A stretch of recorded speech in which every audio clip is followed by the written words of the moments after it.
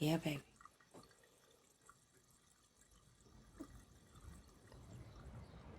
When I was growing up, I was trying to make a connection between the life I saw and the life I lived.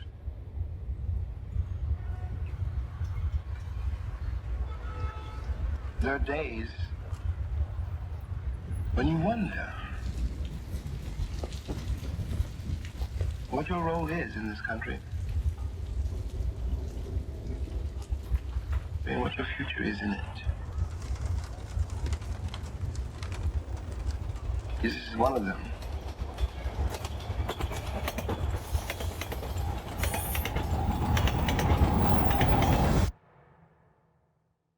I'm sorry, baby. I didn't mean none of that for you. I love you. You know that. I do. And I understand what you're going through because I'm with you. The things that tormented me the most were the very things that connected me with all the people who were alive.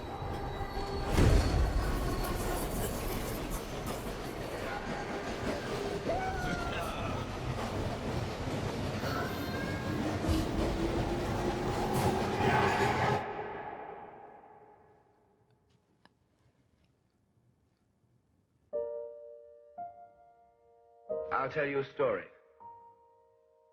if I may. Those close-ups, to me, I think I quite like because they're quite personal. And I'm not sure, I'm curious if anybody could sort of sense the difference between, I guess, what they're used to maybe in Super 35 or seeing those images. I know they're sort of the same size close-ups, again, going back to that conversation, but you know, going into like that main character's perspective and sort of into her performance, I quite like that sensor size in sort of how those images were presented. Yeah, go ahead. I used to be a focus puller, and when the mother turns around and walks a little closer, this tiny movement, my heart just went, oh my God. Yeah, sorry about that. I mean, this is a challenge, and I think, you know, our friend back there talked about this earlier. Like, the depth of field is a thing to discuss, and it's clearly something that, you know, is a talking point in regards to large format. I think we're mostly on this film at a T4 for the most part, so I wasn't giving everybody too hard of a time, although there's scenes that are challenging in the movie. This one was not the craziest, but T4 is sort of where I felt, for me, the sweet spot was for large format. I don't know about the LF, because I've yet to sort of dig into that, but I would imagine it's something quite similar. I would assume so anyway. 2.8, 4. Otherwise, it can get a little crazy. I think what I found was, you know, if you sometimes I would be on a close-up, and the AC, the first would ask me like, well, which eyelash do you want in focus?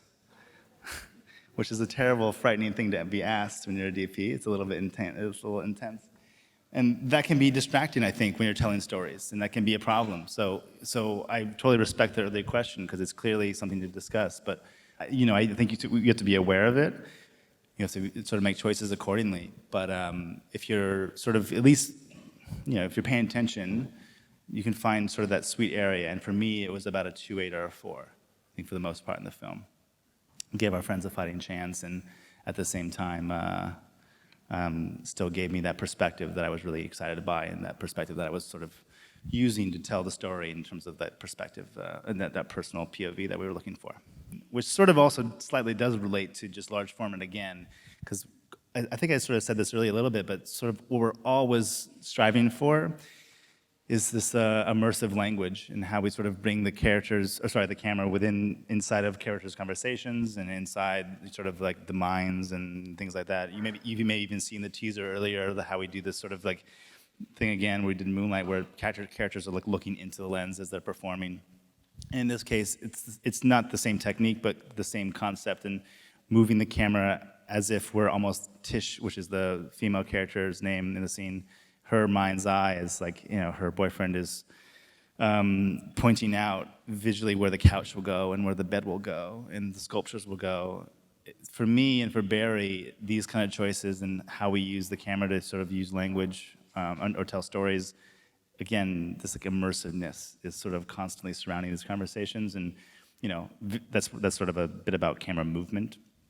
But again, it's a similar sort of perspective of large format, this sort of bringing the audience's mind's eye inside of a story. It's a sort of a powerful tool that I think it just sort of fit our storytelling techniques quite well. Are there any questions about that scene and just movement or movement at large and how it sort of pertains to storytelling at all? Yeah, talking about immersiveness, I really thought that the scene in Moonlight where he learned to swim was really immersive. Can you tell me a little about that process and maybe the preparation? Because I think I read somewhere that there was only like 40 minutes that you had to shoot that scene. The swimming scene you said, right? Yeah. Yeah. I mean, yeah, I think there were other ways to shoot that scene, for example, right? Like you could have had the camera on a tripod at the beach on the dry land and sort of, just witnessed the swimming scene instead of bringing the camera in there.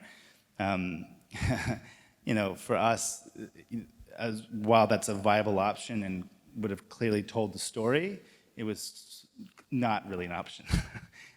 For us, it was really, really important to get the camera out into the water and, in a way, sort of experience the same thing that the character Little or Chiron is experiencing in that moment, which is a swimming lesson.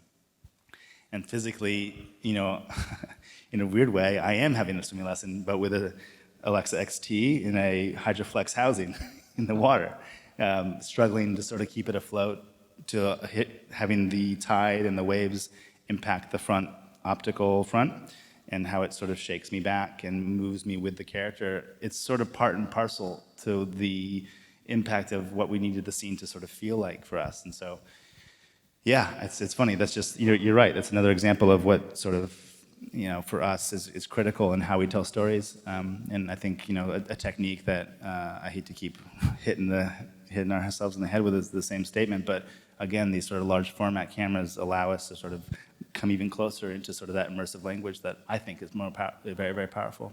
Starting to sound like a broken record a little bit, but it's sort of just, that's my experience a little bit with the 65, and I'm sure with the LF would be the same thing. It's like, it just feels that much more powerful and much more impactful than I've felt previously, and that's what sort of excites me about the format, generally speaking. There was one other question I think was sort of next to you. Yeah. Hello. Hi. I wanted to ask you about the mother-daughter scene that you just Yeah, showed. the one you just saw. Yeah. Yeah. Could you just talk through the lighting setup for it and the lighting setup, and also how you work with the production designer with the sort of colours and the practicals, and also the textures on the curtain and the colours and stuff, because obviously that's really affecting your lighting. That set was made not from scratch. It's a real physical apartment in Harlem, in the U.S., in New York, that was sort of redesigned by our production design team. They did a fabulous job. All the wallpaper was made was not made, but put up for the film. The different sconces on the wall. I think they redesigned quite a lot, but it is a physically real space. And that was important for Barry for many reasons. One of them was, for many reasons, but one of the attributes to that was that in prep for the rehearsal process, that set was ready for us. And I remember distinctly that actress coming in just randomly and sitting in that chair where you see her in the scene. And for some reason, I remember noticing how her skin tone specifically worked with the wallpaper. And we shot some tests in that same space too. Our camera test happened in there. And so it was sort of a random act as to why the blocking ended up being what you see in that screen. It sort of just happened effortlessly by, just us being sort of sensitive and aware during the rehearsal process to realize like, oh, this is, for whatever reason, where she's sitting just works really well. And so that's why you sort of see it blocked the way you do. But yeah, I worked hand in hand quite a lot with our production designer, Mark Freeberg, who I feel really lucky to have worked with. He's such a talented artist and someone who has a lot of experience, a lot more than I do. So he was really helpful. He would ask me all the time, where can I build in practical light for you? he asked where should that be, for example, and we were quite specific as to height and where along the wall it was. To your point and to your question, that's actually quite specific, and how, and even the lampshade color and the quality of that. We got quite specific on this film, and that's a different experience for me than working on Moonlight, where we were really sort of working with much. We just, I don't mean to say we didn't design things, because we definitely did. Hannah Beachler did a fantastic job on Moonlight, but I just think just the nature of the periodness of Beale Street, and what was afforded to us in terms of the set build and things like this, we were able to get quite specific with certain things, wallpaper, for example, here. So yeah, I guess, it was. I love working with production designers, and in the case of Beale Street, I can't speak highly enough of Mark Freeberg. His work is, I think, something very, very special, and I think we all feel quite lucky to have worked with him on that film. Yeah. Does that answer your question? Sorry, I kind of rambled for a bit. Yeah, could you just describe the lighting setup as well? I mean, obviously you've used you've used the practical there to light her, but how you kind of augmented the practicals and things. Let's go back to the clip, if you don't mind, and I can talk about it. You can just play it. So there's definitely, I want to say, every light that's on their key light and their fill light are all LEDs. So I think you see playing here, obviously, is the practical on her face, the right side of her face. But there is more fill in this, and that's from the top light. That's sort of, I want to say it's a 4x4 above them. It's rigged to the ceiling. It's quite flat. It's quite low profile. I want to say it's I think it has unbleached muslin on it. And that's to sort of help with the warm tone that we were looking for, and definitely in how it cast and captured and reflected on their skin. And as a top light, which is something I use a lot of, and how I rig the sets up. And it goes to the point of working with Barry a lot when, again, going back to this idea of like how fast we make choices and how sort of quickly ideas come about in the creation of these scenes. Top light for me is quite helpful, because I can rig them in places and not have to ask to have a lot of time to re-rig. And when new ideas come about, where Barry will ask, well, I want to, do you think we can pan to this character all of a sudden? It helps me to not have to have like 5 stands in the way. I can just sort of like, with a few, presses of a button with the dimmer board back there, we can be ready for that. So what you see there is some top light, and I think, traditionally what I had going on was I would bring in an eye light. So usually working with Barry, I find that if I bring one light into the room, we're pretty safe. So traditionally what I will do with most of the scenes in this film, I think the same is true with Moonlight, to be totally honest with you. What you probably are seeing is lighting through windows, some top light, and like a key light that also acts as an eye light. That's kind of my sort of standard practice, so to speak. Yeah, so that was kind of basically what you saw there. Thank you. Sure. There were other questions a minute ago. I think over here, yeah? Go ahead. It seems like Beale Street is a mix of stage work and location. Obviously on a stage, a large format, or the choice of format imposes a little bit less. But could you speak to or expand on location work? A lot of the stuff that, especially on indie movies, is entirely locations, and how like format can be a choice in terms of that. It's really, thank you for asking that question, because it's actually a great one.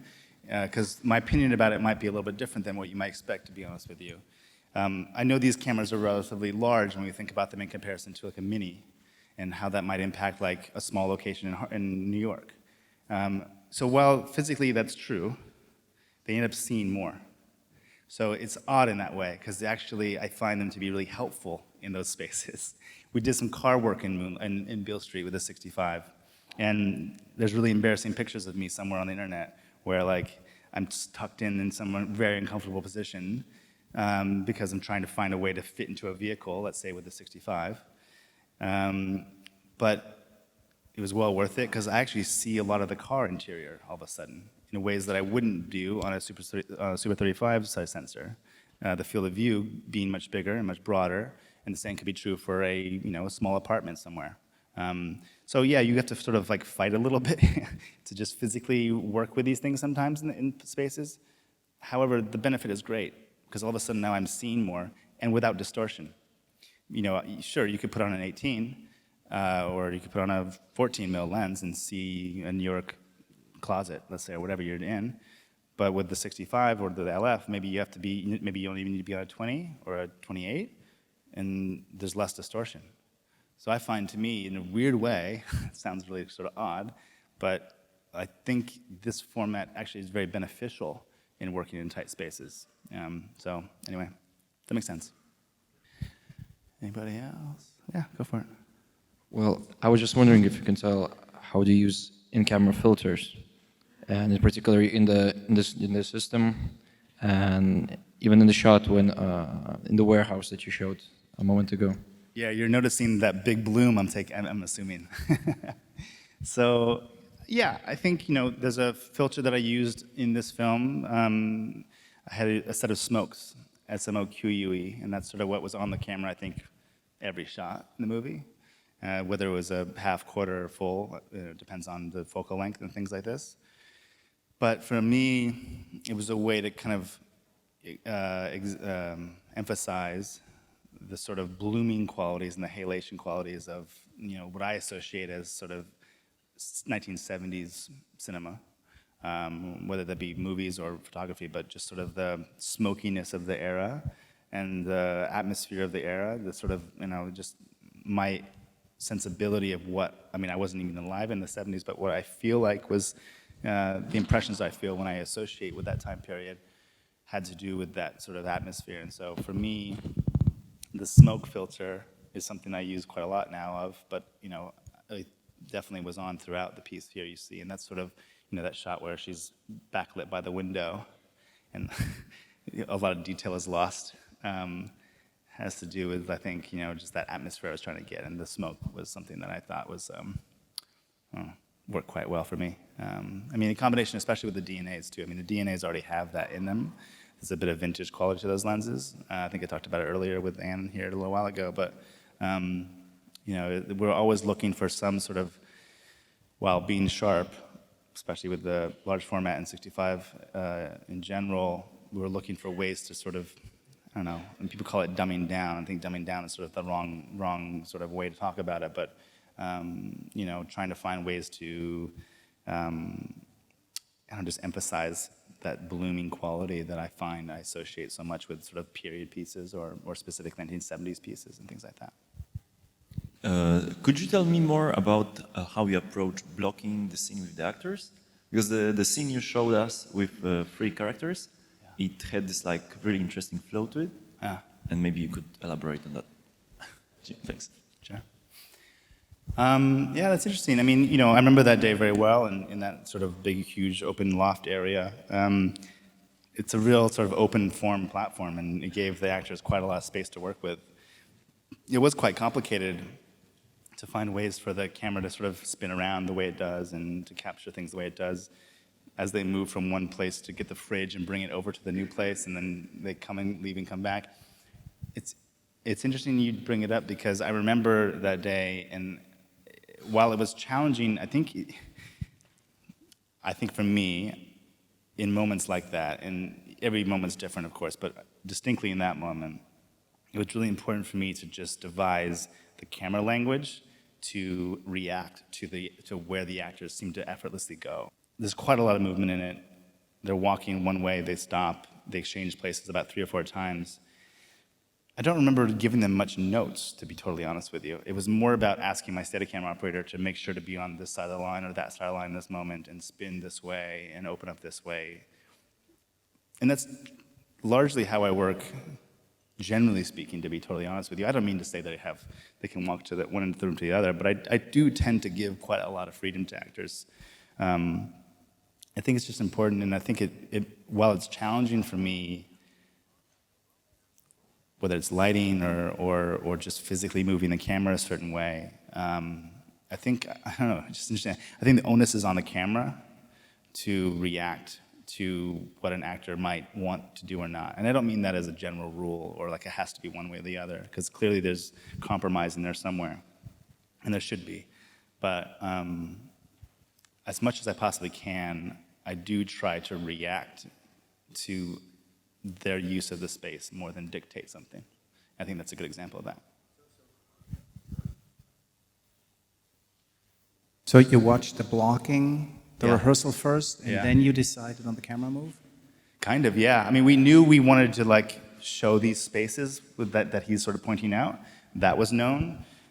It was known that we had, like, I think, for example, the shot list for this day consisted of some version of like, Steadicam 3-shot pulling back, and then it was like, I think comma, camera follows Fonny, which is the character's name, and moves off of him as he points out, the couch, the bed, the sculptures, and comes back around. And then it was like medium close-up Tish, medium close-up Fonny, and I'm forgetting the character's name right now, maybe close-up him. And probably a reverse of that. I think that's probably what the shot list said, and that's what we came to set with. And then, Barry brings the actors in, and they do a rehearsal. I'm watching that, Barry's watching that, clearly the camera operator's next to me watching that. And, they end the rehearsal. The actors maybe go away to get touched up and makeup and last looks and all those kinds of things, while the three of us are sort of discussing and moving. And maybe we do one more rehearsal to make sure we're all clear before we go again. But that's, in that rehearsal we're moving, I'm like putting my hands on the Steadicam operator's shoulders, and I'm sort of guiding him through and making sure he spins in a certain way and moves a certain way. And, maybe we don't get it on take 1, but maybe take 2 is pretty good. Maybe take 3. Steadicam operators love that. I know, sorry guys. But it's just sort of how Barry and I like to work. And so again, I guess going back to this thing I think I said a few times now, but this reactionary process that we're watching and listening and making choices that kind of stem from what we are seeing and experiencing, and hopefully, on an emotional level, making choices from that. And assuming that the beautiful moment when the window was totally behind her, that seems to be the moment where emotionally she's coming around. I assume that was on purpose.